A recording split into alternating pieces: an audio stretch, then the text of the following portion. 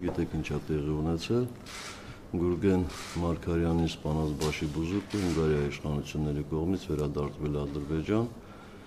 իսկ Ադրբեջանի նախագահը ներում է շնորհել այդ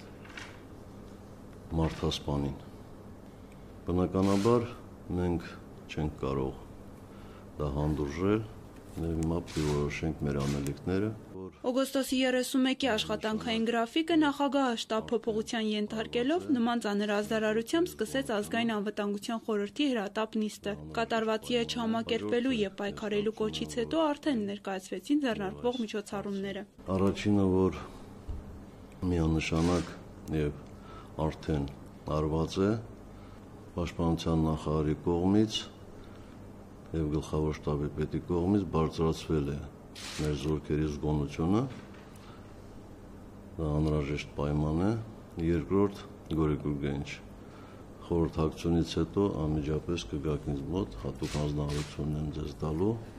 Ինչ հանձնարարության մասին է խոսքը գնացել հետախուզության պետի հետ առանձին հանդիպմանը դժվար է ասել։ Իր դիրքորոշումը պիտի արտահայտի նաև օրենսդիր մարմինը, ազգային ժողովը նիստ գումարի եւ այս հարցը քննարկի։ Արդեն վաղը պետք է նամակներ պատրաստել Մինսկի խմբի համանախագահ երկրների ղեկավարներին։ Հաջորդը, ես կարծում եմ, որ պետք է համապատասխան ցուցումներ տալ մեր դիվանագիտական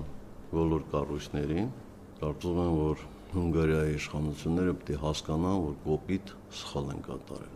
Սերժ Սարգսյանը հունգարական զիջողական դիրքորոշումը համարում է արդյունավետ գործարքի հետևանք։ Ադրբեջանական կողմի այն մեկնաբանությունները, թե արդեն մեկ տարուց ավելի գաղտնի բանակցություններ են վարում եւ որ հարցը վերջնականապես լուծվել է Հունգարիայի վարչապետի Բաքու պաշտոնական այցի ընթացքում, խոսում է այն մասին, որ այստեղ արդարադատության նախարարի որոշում չէ, այլ գործարքի մեջ մտած երկրների համաձայնեցված գործողություններ։ Մենք պետք է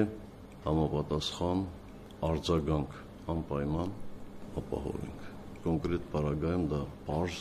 մարդասպանություն չի, մարդասպանություն էթնիկական հողի վրա արդարացվում է